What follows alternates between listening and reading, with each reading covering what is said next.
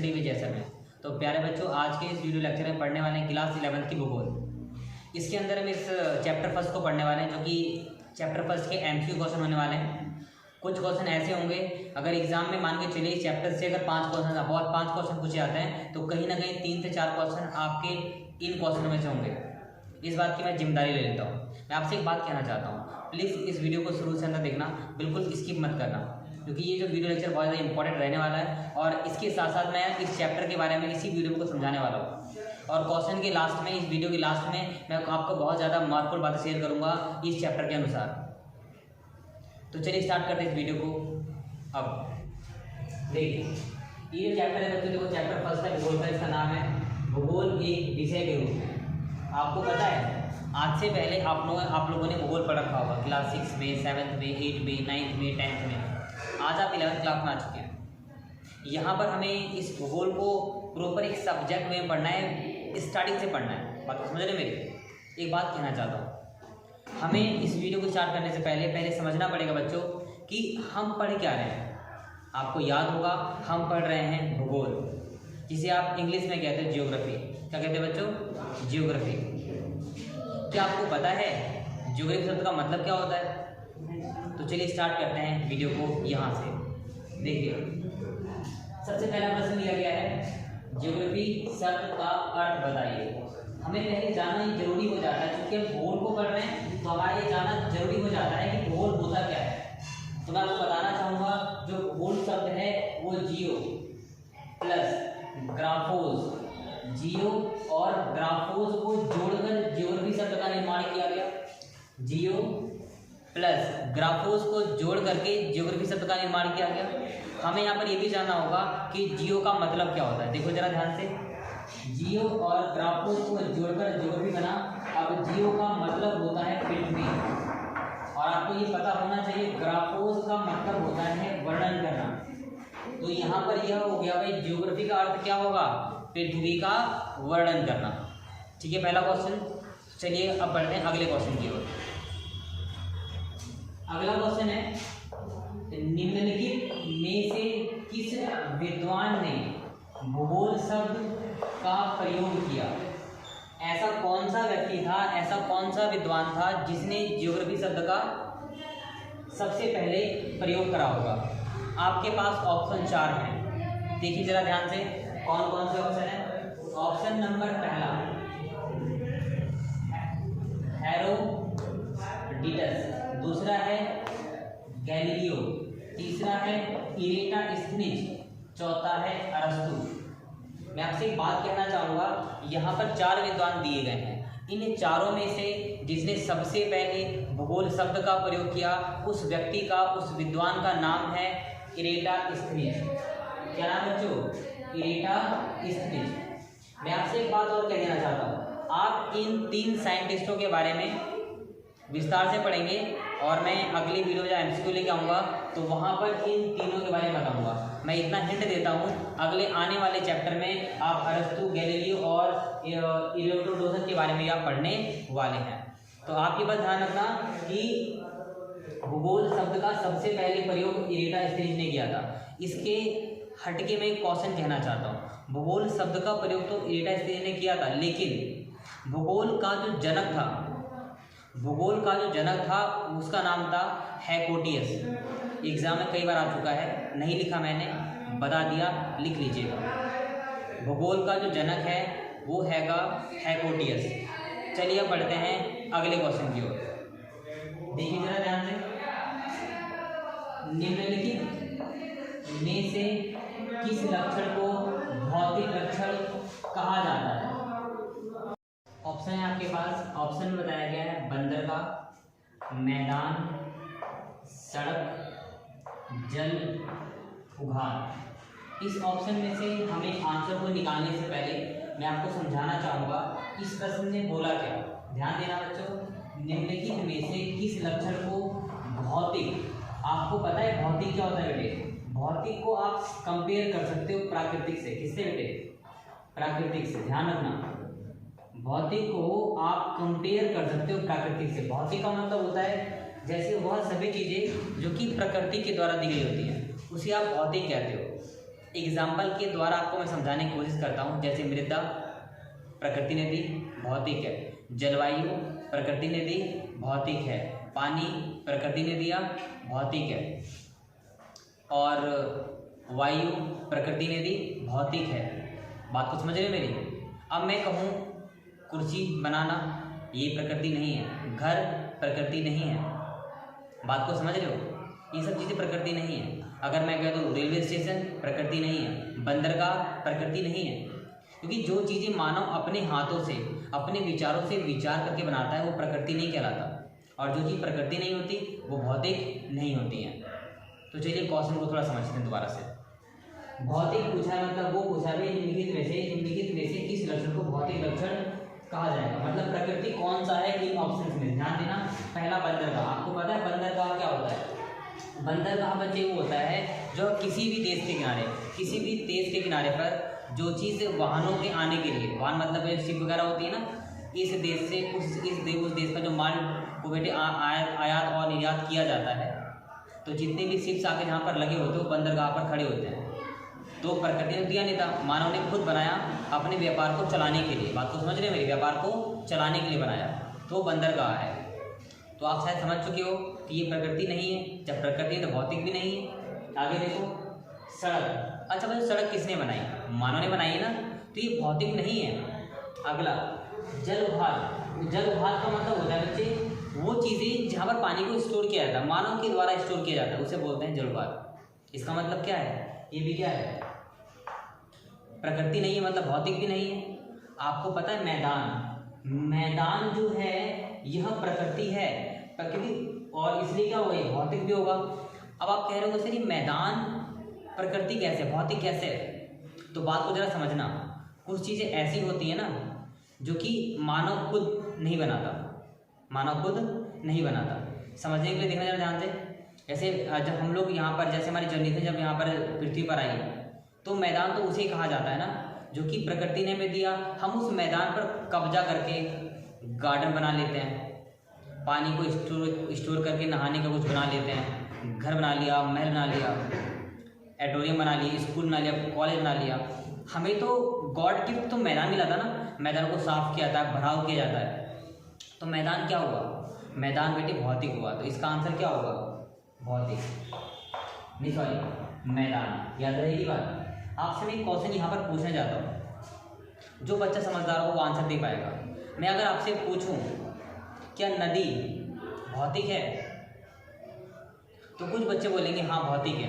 तो इसका आंसर मैं दूंगा हाँ यह भौतिक है। दूसरा ऑप्शन, मैं एक क्वेश्चन पूछता हूँ आपसे, क्या नहर जहाँ पर पानी को पास किया जाता है, क्या नहर भौतिक है? कई बच्चे बोलेंगे हाँ सर भौतिक है क्योंकि वहाँ पर पानी होता है। लेकिन बच्चे नहर भौतिक नहीं है, वो मानवीय क्रियाएं हैं। क्योंकि नहर का मतलब क्या हुआ? वहाँ पानी तो है, किंतु जो साइड से जो डिजाइन बनाई गई है उसको स्टोर करने के लिए, पानी को पास आउट होने के लिए नहर के लिए, वो तो मानव ने बनाई थी ना। बात यहाँ पानी की थोड़ी ना करी गई है, बात नहर की हो रही है, बात नदी की नहीं हो रही है। तो नदी तो प्राकृतिक है, भौतिक है, लेकिन उसी का एक पार्ट, उसी का ही एक पार्ट जिसका नाम क्या है नहर, वह भौतिक नहीं है।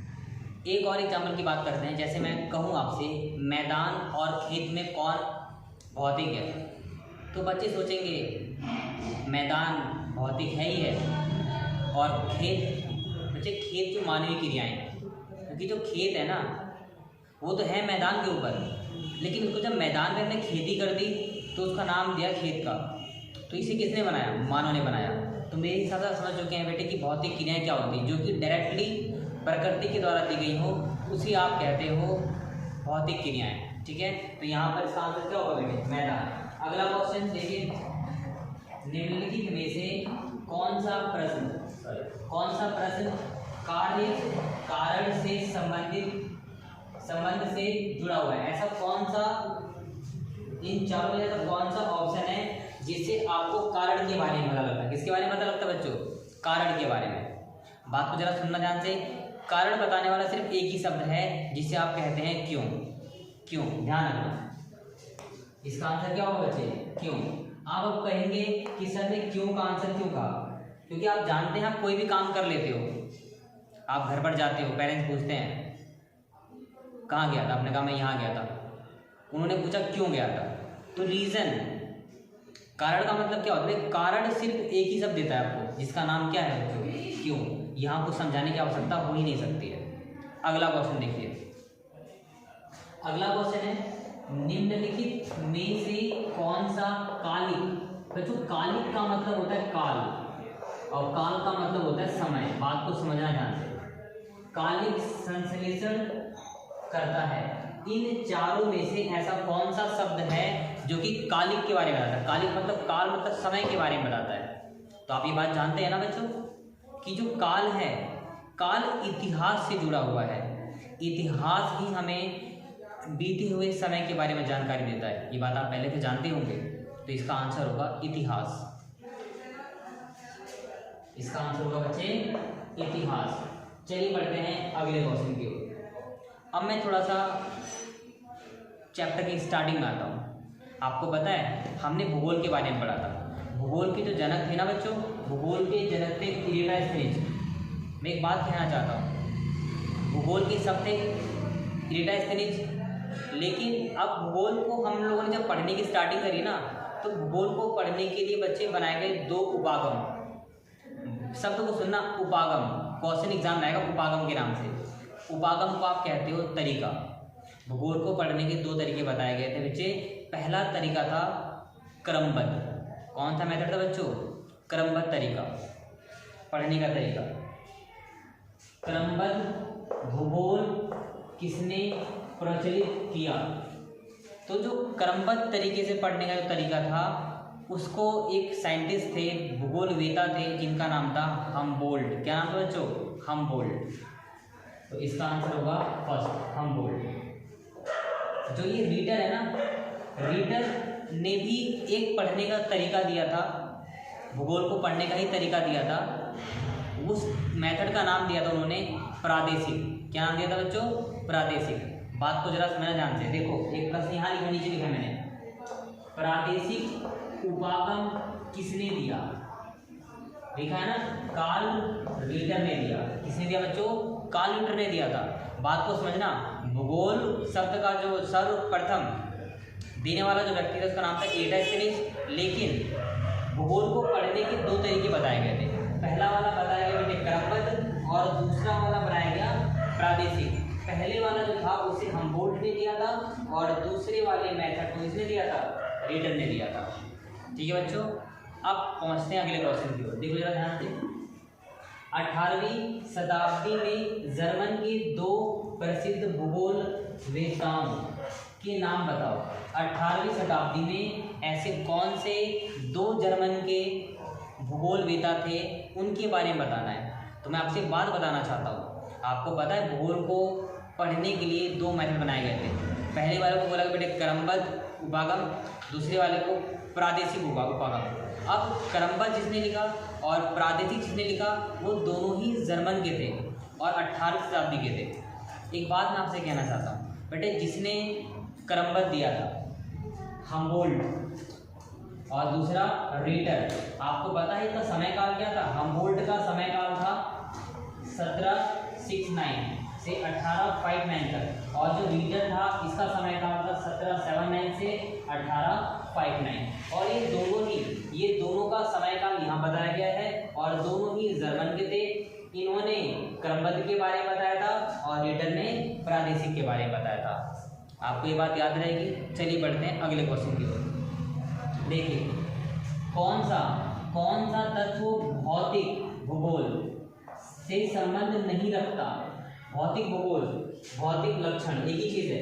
यहाँ पर बात हो रही थी कौन सा भौतिक लक्षण या भौतिक भूगोल को संबंध रखता है। इसमें पूछता है निम्न में से कौन सा भौतिक भूगोल को संबंध नहीं रखता है। तो देखिए ऑप्शन दिए गए हमारे पास। ऑप्शन बच्चों है पहला जलवायु, भौमिकी, वनस्पति, मानवीय क्रियाएं। आपको पता है मैंने समझाया था, भौतिक का मतलब वो होता है जो प्रकृति के द्वारा डायरेक्ट दिया गया हो, और मानव क्रियाएं, जो काम मानव करता है वह भौतिक नहीं होती हैं। तो आप साफ साफ शब्द में लिखा हुआ है ना, भौतिक नहीं है।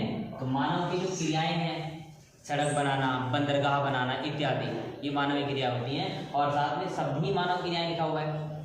चलिए निम्नलिखित में से कौन सा प्राकृतिक लक्षण नहीं है। अब यहाँ आप भौतिक कहो या प्राकृतिक कहो, बात तो एक ही है ना। आप देखिए जरा ध्यान से, कौन सा प्राकृतिक नहीं है। पर्वत प्रकृति द्वारा, नदियाँ प्रकृति द्वारा, मैदान प्रकृति द्वारा। अरे सड़क तो मानव बनाता है, तो इसका आंसर होगा सड़कें। अगला क्वेश्चन, निम्नलिखित में से कौन सा सांस्कृतिक लक्षण में नहीं है। आपको पता है सांस्कृतिक का मतलब ही होता है मानव, ठीक है। कौन सा सांस्कृतिक लक्षण नहीं है, ठीक है ना। तो मानव का कौन सा मानव क्रियाएं कौन कौन सी। सांस्कृतिक का मतलब होता है मानवीय क्रियाएं। तो कौन कौन सी मानवीय क्रियाएं नहीं है, आप देखो। पहला, भवन मानव बनाता है, फसलें मानव उगाता है, सड़कें मानव बनाता है, महाद्वीप मानव नहीं बनाता, मतलब इसका आंसर होगा महाद्वीप। अगला क्वेश्चन देखिए, ब्रह्मांड को समझने का सबसे पहले प्रयोग किसने किया। तो मैं इसका आंसर बताऊंगा डायरेक्टली, बचपन से रटा हुआ है, बचपन से ही रटा हुआ बच्चे, आर्यभट्ट, ठीक है। यही एक ऐसे विद्वान थे जिन्होंने ये कहा था, जो पृथ्वी है वह सूर्य के चारों ओर परिक्रमा करती है। देखिए, प्रादेशिक उपागम किसने दिया। आप पढ़ चुके हैं पहले क्रमबद्ध के बारे में पढ़ाया गया था। प्रादेशिक किसने दिया था, कालटी ने दिया था। तो बच्चों यहाँ पर ये वीडियो होती है समाप्त। यह इस वीडियो का बेटे पार्ट फर्स्ट था। 24 घंटे के अंदर आपके पास इस चैप्टर का पार्ट सेकंड आएगा, जिसके अंदर भी MCQ क्वेश्चन होंगे, और उसके बाद आने वाले क्वेश्चनों में इस चैप्टर के बारे में इस चैप्टर को कम्प्लीटली पढ़ाया जाएगा। तो मैं बातों को यही समाप्त करता हूँ। धन्यवाद।